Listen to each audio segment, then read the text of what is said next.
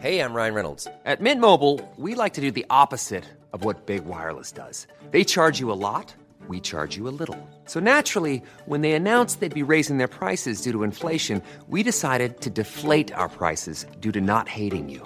That's right. We're cutting the price of Mint Unlimited from $30 a month to just $15 a month. Give it a try at mintmobile.com/switch. $45 up front for 3 months plus taxes and fees. Promo rate for new customers for limited time. Unlimited more than 40 gigabytes per month. Slows full terms at mintmobile.com.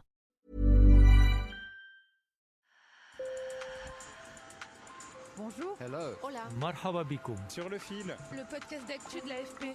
des nouvelles choisies pour vous sur notre fil info. Pour cet épisode, on part à Édimbourg, la capitale de l'Écosse, réputée pour son château, son quartier médiéval, sa culture et surtout pour un personnage qui n'a jamais réellement existé et attire des millions de visiteurs. Vous avez deviné, c'est Harry Potter. Baguette magique, balai volant, créatures imaginaires, déclinées dans le cadre de visites guidées et dans les boutiques de souvenirs, génèrent des milliards de livres en revenus. Près de 30 ans après la sortie des premiers livres de la saga, le célèbre Petit Sorcier continue d'exercer sa magie sur le tourisme. Car pour la saga, son autrice J.K. Rowling, qui habite encore Édimbourg, s'est largement inspirée de l'atmosphère de la ville. Et la popularité d'Harry Potter reste intacte malgré la controverse qui a entouré J.K. Rowling accusée de transphobie. Alors partons à Édimbourg grâce à Boubacar Diallo qui a réalisé cet épisode et sur le terrain à Véronique Dupont et Jessica Howard Johnson. Sur le fil. 1, 2, 3. Rossio Lumos. Incredible. De la sorcellerie dans les rues d'Édimbourg. À l'aide de baguettes magiques, des touristes jettent un sort sur un feu tricolore pour le faire passer au vert et barrer la route aux piétons. Ce genre de visite guidée dédiée à Harry Potter, on en croise un peu partout dans la capitale écossaise. Écoutez Amanda Power, une touriste australienne de 62 ans. Je suis une fan d'Harry Potter depuis longtemps. Ma fille et moi, nous avons lu tous les livres. Alors quand je suis venue ici, je me suis dit que ce serait fantastique de faire cette visite guidée.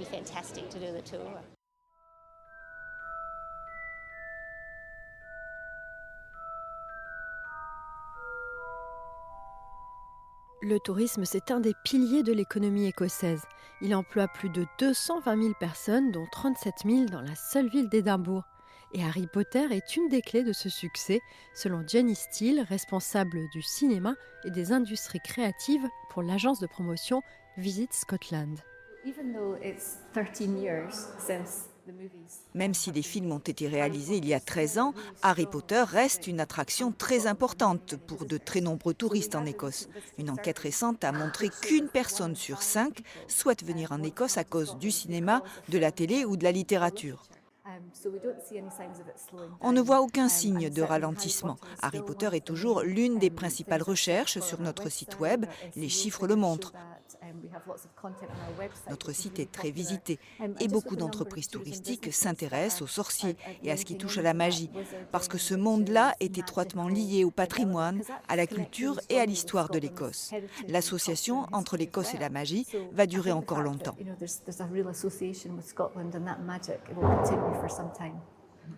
Et cette passion, elle a résisté aux appels au boycott lancés après des propos controversés de J.K. Rowling.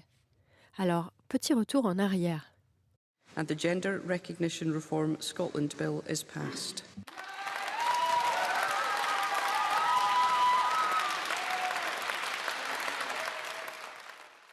Vous venez d'entendre Alison Johnston, présidente du Parlement écossais. Elle annonçait fin 2022 l'adoption d'une loi visant à faciliter la transition des personnes transgenres. C'est à ce texte que J.K. Rowling s'était opposée, car pour elle, cette loi représentait une menace pour les droits des femmes. Dans une série de messages sur X, elle a par exemple estimé que le texte était la porte ouverte à la suppression des espaces réservés aux femmes, comme les toilettes ou les vestiaires. Et elle a soutenu son propos en citant des cas de personnes transgenres condamnées pour viol ou agression sexuelle sur des femmes ou des jeunes filles. La polémique lui a valu d'être accusée de transphobie. Parmi les fans d'Harry Potter interrogés par nos collègues sur le terrain, Certains se disent déçus, comme Kate Mersenne, une Américaine de 43 ans. Venue avec son mari et ses 2 filles, elle est à Édimbourg pour son travail, mais elle en profite, comme beaucoup d'Américains, pour explorer ses racines écossaises et pour satisfaire malgré tout la pottermania de sa fille de 9 ans.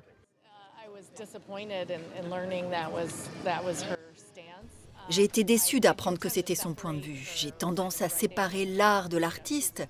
Je pense que ses histoires ont probablement été parmi les meilleurs livres de tous les temps. Mais c'est vraiment décevant. Et j'espère aussi qu'elle est en train d'évoluer sur la question avec un esprit plus ouvert.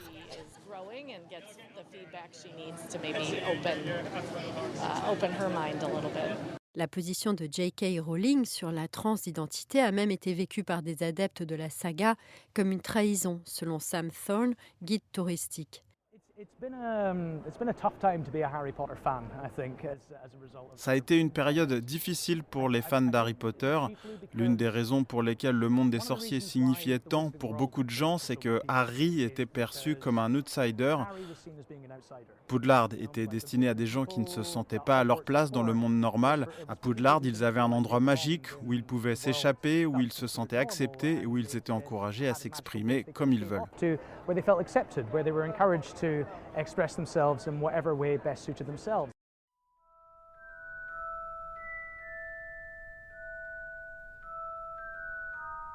Mais bientôt 30 ans après la parution de la saga, le petit sorcier aux lunettes continue d'attirer des milliers de fans à Édimbourg et au-delà. Les passionnés d'Harry Potter se pressent aussi ailleurs en Angleterre pour découvrir des lieux de tournage, notamment la célèbre attraction des studios Warner à Londres. Quant à J.K. Rowling, elle ne regrette rien de ses prises de position sur la transidentité. Son seul regret, c'est de ne pas avoir parlé beaucoup plus tôt. Elle le dit dans un livre qui va bientôt paraître. Sur le fil revient demain.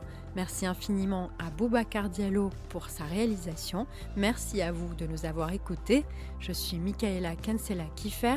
Si vous avez aimé cet épisode, n'hésitez pas à vous abonner et bien sûr à nous laisser beaucoup d'étoiles sur votre app de podcast préférée. À bientôt!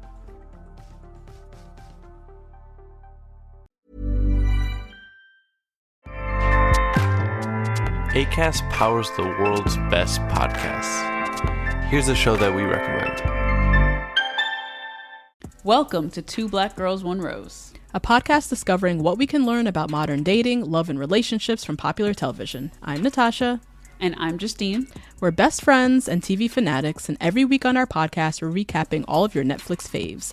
Bridgerton Season 3, Perfect Match Season 2, and good old Sex and the City episode by episode. Each week, we recap the latest episode while discussing topics like, is friendship or passion a better foundation for a relationship? And should we be dating men in their 20s? We both spent our 20s dating all around New York City, so we've got a lot of relatable mess and stories to share. Listen to us on all podcast platforms every Tuesday, Wednesday, and Thursday. And for bonus and video content, join us on Patreon. Acast helps creators launch, grow, and monetize their podcasts everywhere. Acast.com.